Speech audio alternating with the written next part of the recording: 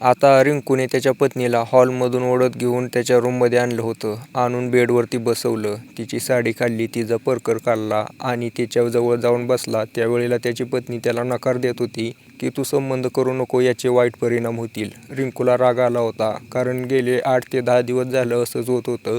ज्या वेळेपासून लग्न झालं होतं त्यावेळेला त्याची पत्नी त्याला जवळच येऊ देत नव्हती. याने अजूनपर्यंत त्यात रिंकू म्हणायला लागला होता की आज काही जरी झाले तर मी संबंध बनवणारच. ज्या वेळेला त्याने त्याच्या पत्नीच्या गुप्तांगापाशी हात टाकला त्यावेळेला त्याला विचित्र काहीतरी जाणवलं. ज्या वेळेला त्याने डोळ्याने बघितलं त्यावेळेला तो बाहेर ओरडत आला आणि बेशुद्ध पडला. त्याचे वडील बाहेरच बसलेले होते. त्यांनी त्याला पाणी दिले. पाणी पिल्यानंतर रिंकू त्यांना पूर्ण गोष्ट सांगतो.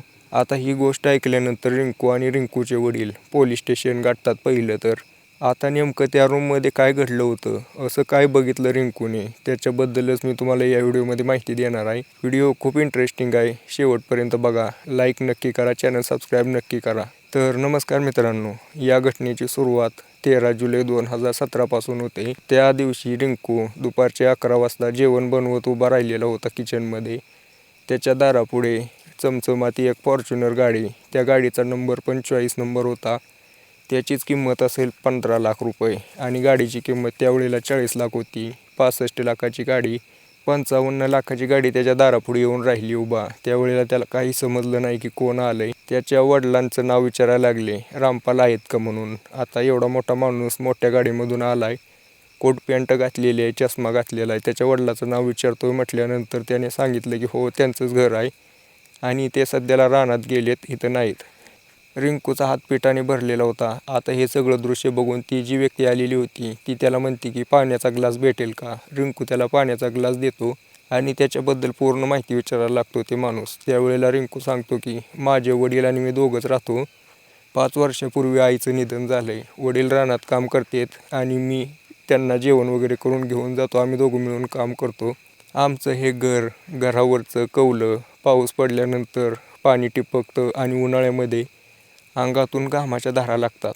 घरामध्ये एकच बल्ब आहे, तो पण साध्या वायरीने आणलेल्या लोकांच्या डांबावर त्याकडा टाकून.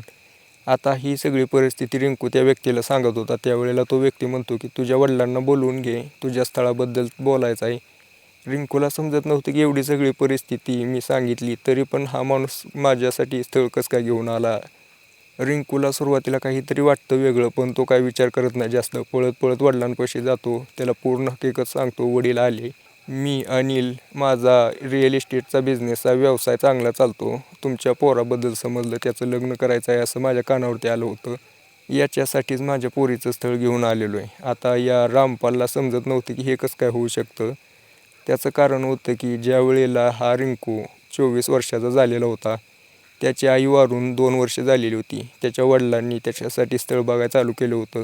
सगळ्या नातेवाईकांना सांगून ठेवलं होतं, पण नातेवाईक पैसा बघूनच जवळ येतात. त्या सगळ्यांनी इग्नोर केलं. भरपूर दिवस झाले. रिंकूचं वय आता त्यावेळेला 24 होतं. 28वरती आलं तरी कोणी त्याला बघत नव्हतं पोरगी. त्यामुळे त्याच्या वडिलांनी आणि रिंकूने विषय सोडून दिलेला होतं. आता हा विचार, दोघंही आपलं मस्त, रिंकू जेवण करायचा, त्याचे वडील रानात काम करायचे, दोघांचं आयुष्य मस्त चाललं होतं. त्यांनी पुढचा विचार सोडून दिला होता. पण आता त्यांना हे समजत नव्हतं की हे अचानक कसं काय घडलं. एक व्यक्ती, तो पण एवढा श्रीमंत, त्याच्या घरी येऊन स्वतःची पोरगी त्यांच्या रिंकूला द्यायचं म्हणतोय.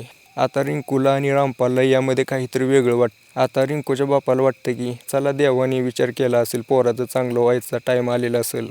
ते म्हणतात ना की जर खुदा मेहरबान तर गदा पैलवान. तर आता त्यावेळेला रिंकूचे वडील म्हणतात की आमच्या तर घराची अशी परिस्थिती, तुम्ही कसं देणार. त्यावेळेला ते जो अनिल आहे, मोठा व्यावसायिक होता, तो म्हणला की टेन्शन घेऊ नका, मी पूर्ण घराची दुरुस्ती करून देतो. तुमच्या पोराला जर पोरगी पटत असली तर लग्न लावून देऊ, पूर्ण घर वगैरे तुमचं सजवून टाकू आपण. एवढी मेहरबानगी कसं काय, रामपालला थोडा डाऊट येत होता. पण ज्या वेळेला त्यांनी त्या पोरीचा फोटो दाखवला त्यावेळेला रिंकूला ही पोरगी पसंत आली. अनिलला सांगतो की पोरगी मला पसंत आहे. आता रामपाल काय बोलणार होता. एकतर पोराचं कसं तर व्हायला लागलं, उडून स्थळ आलं एवढ्या मोठ्या घरातून, आणि आता नाही म्हटल्यावर आपण काहीतरी आपलीच बेइज्जती होईल. तो होकार देतो. आता रिंकूचा बाप रिंकूला म्हणतो की ठीक आहे, करा तयारी. आता थोडेच दिवसानंतर दोघांची एंगेजमेंट होते. थोड्या दिवसानंतर त्याचं घर वगैरे दुरुस्त केलं जातं. अनिलची पोरगी अमृता आणि रिंकूचं लग्न झालं. रिंकूची पत्नी घरी आली, त्यांचं स्वागत वगैरे झालं. रिंकूची तर आई नव्हती, पण त्याच्या मावशीने पूर्ण कार्य पार पाडलं होतं. आता सगळे नातेवाईक त्या रिंकूवरती जळायला लागले होते की आपण एवढे दिवस याला लटकवून ठेवलं, पण अचानक कसं काही याच्यासोबत देव एवढा मेहरबान झाला की एका कोट्याधीशाची पोरगी याची बायको बनून आली. रिंकू खुश होता, रिंकूचा वडील खुश होता, घर दुरुस्त झालं, पोराचं लग्न झालं. त्यांना वाटलं की आता आपलं आयुष्य एकदम सुधारलं, सुखी जाईल. पण त्यांना काय माहिती होतं की आयुष्यात पुढे काय लिहिलेलं आहे. आता रिंकू त्याची पत्नी अमृतापाशी ज्या वेळेला गेला, आता सगळे पाहुणे रावळे घरी गेले. रिंकू आणि त्याची पत्नी अमृताची पहिली रात्र. रिंकू तिच्यापाशी गेला. आता रिंकूने थोडी वेळ गप्पा मारल्या तिच्यासोबत. गप्पा मारून झाल्यानंतर रिंकू तिच्यासोबत आता थोडं फिजिकल व्हायला बघायला लागला होता. पण ज्या वेळेला त्याची पत्नी जी अमृता आहे ती इन्कार करते आणि म्हणते की आज नाही, माझ्याकडून होणार नाही. रिंकूला वाटते की ठीक आहे, महिलांची काहीतरी समस्या असेल. तो 3-4 दिवस सहन करून घेतो. आता 4-5 दिवस झाल्यानंतर रिंकूने तिला विचारले की आज करायचं का? तरी पण म्हणली नाही, माझं डोकं दुखायला लागलं आहे. ठीक आहे, त्याने त्या दिवशी समजून घेतलं. दुसऱ्या दिवशी म्हणली माझं अंग दुखायला लागलं आहे. आता हे त्याची पत्नी टाळत होती की संबंध करायला त्याला जवळ येऊ देत नव्हती. रिंकूला राग यायला लागला होता. म्हणायचा की मी हिचा पती आहे, तरीही मला अशी का करते?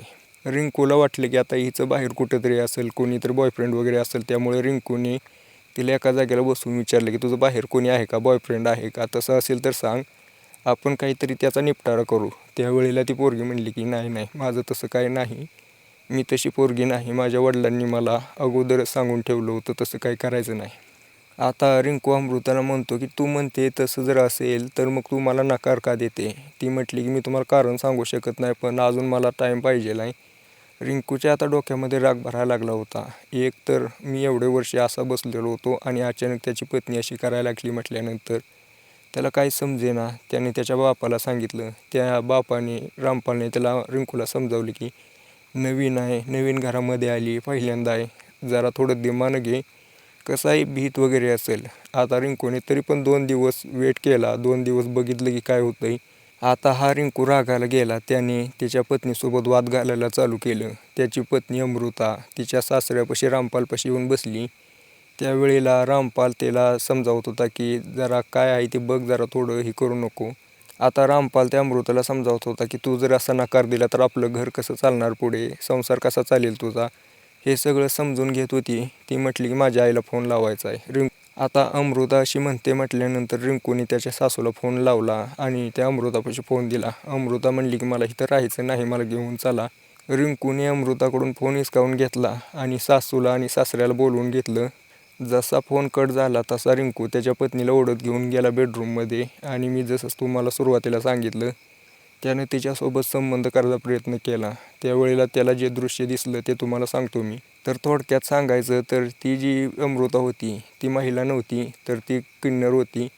म्हणजे विषय असा झाला होता की त्याच्यासोबत धोका झालेला होता. त्यामुळेच तो एवढा मोठा उद्योगपती अनिल त्याच्या पोरीचा हात रिंकूच्या हातात दिलेला होता. रिंकूला ज्या वेळेला हे समजलं त्यावेळेला रिंकू डायरेक्ट बापासोबत पोलीस स्टेशनमध्ये चालला. पण अचानक त्या अमृताचा बाप त्या ठिकाणी आला. त्याला समजावलं की असं नको करू, माझी समाजामध्ये इज्जत आहे आणि माझी इज्जत जाईल, इज्जत लपून राहावी म्हणून तर मी तुझ्यासोबत हिचं लग्न लावून दिलं. आता हा तर रिंकूसोबत खूप मोठा धोका झालेला होता. त्याला समजेना की काय करावं. 2 मिनिटानंतर तो शांत झाला. आता याच्यावरती पर्याय काय? त्यावेळेला त्याला अमृता म्हणते की तू काय कर, माई तर राहते तुझ्यासोबत, तुझी घरची कामं सगळी करेल नोकरावनी, पण तू माझ्या वडिलाची इज्जत काय घालू नको. थोड्या दिवसानंतर तू तुझं दुसरं लग्न कर. ज्या वेळेला तुझी पत्नी येईल त्यावेळेला तू पूर्ण कुटुंब चालवू शकतो, मी त्याच्यामध्ये कसलीही अडचण बनणार नाही. असं म्हटल्यानंतर तो रिंकू शांत होतो. आता ज्या वेळेला अमृता अशी म्हणते त्यावेळेला हा रिंकू शांत होतो. काही वर्षानंतर रिंकू गावामध्ये अशी अफवा पसरवतो की त्याच्या पत्नीला मूल होईना म्हणून त्याला दुसरं लग्न करायचं आहे. रिंकूची आता गोष्ट सगळ्यांच्या लक्षात आलेली होती. सगळ्या नातेवाईकांना, गावातल्या सगळ्या लोकांना समजलं होतं की मूल होत नाही म्हणून लग्न करतोय. त्याच्यासाठी एका गरीब घरची पोरगी बघितली. त्या लग्नाचा खर्च सगळा अमृताच्या वडिलांनी केला. रिंकूच्या घरचा खर्च पण अमृताचे वडील आता बघत होते. रिंकूला काम वगैरे लावून दिलं होतं चांगलं. रिंकूने लग्न केलं. त्याचा आता संसार चांगला चालू आहे मित्रांनो. तर अशी काही घटना होती जी की आपल्या समाजामध्ये खूप कमी वेळेला घडते, पण ज्या वेळेला घडते त्यावेळेला असं काही आपल्याला विचार करण्यास भाग पाडते. बाकी तुमचं याच्याबद्दल काय मत आहे?